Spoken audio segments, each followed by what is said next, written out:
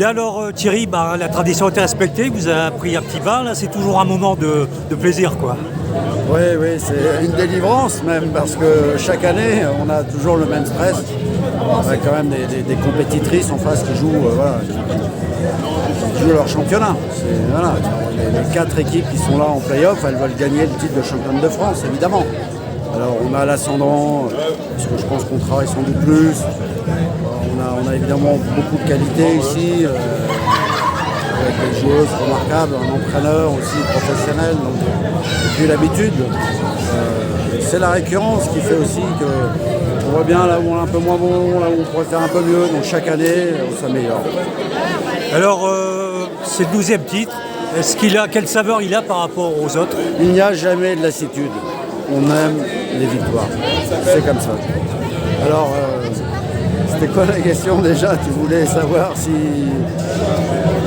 on allait jouer le 13e peut-être? Bah oui, on va bien sûr jouer le 13e titre.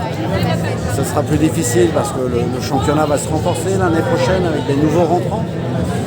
Voilà, mais voilà, c'est un petit virage qu'on va amorcer tranquillement avec la nouvelle piscine. Là, c'est la dernière fois qu'on jouait à Marx-en-Mois.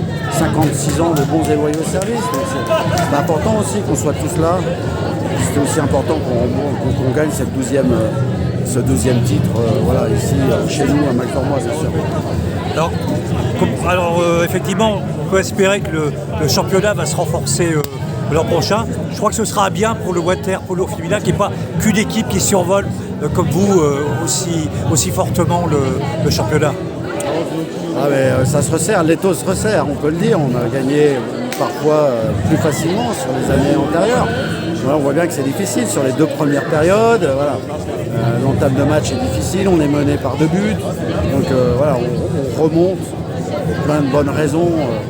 Et notamment parce qu'en face, elles perdent 2 joueuses contre 3 fautes et donc, qui sont exclues du match. Donc tout ça, ça joue aussi en ligne de compte. Mais c'est vrai que parce qu'on finit premier du championnat, on organise à la maison, c'est quand même plus facile avec notre public qui est là, qui est présent, qui fait que c'est aussi pour eux et grâce à eux qu'on gagne. Ouais. Alors je pense que vous avez commencé déjà à préparer la prochaine saison.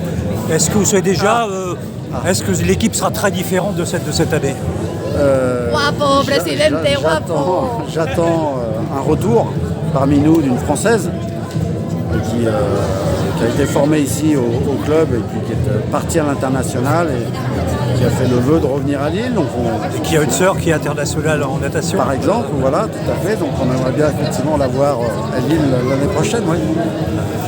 Et l'objectif alors, on parle toujours de la Coupe d'Europe où c'est quand même un step au-dessus. L'objectif sera encore de se rapprocher un peu de l'élite européenne quand même. On aimerait bien, après c'est un sujet de moyens. C'est vrai que en ce moment la période est quand même difficile pour tout le monde et notamment pour les clubs de sport, les associations sportives. Les budgets sont plutôt restreints et donc il faut aussi en tenir compte. Il faut travailler avec nos moyens et puis former surtout. Cette nouvelle piscine Porte d'Arras, on a pour ambition de former des jeunes pour alimenter bien sûr nos équipes élites et l'équipe féminine bien sûr. Donc on a encore du chemin, on a encore du boulot, on a encore plein de projets. Et bien sûr que notre territoire, je l'ai dit, c'est l'Europe. Voilà, on gagne ici dans la métropole européenne de Lille. Avec un club européen, c'est bien pour aller chercher aussi des titres en Europe. Ok, merci Thierry.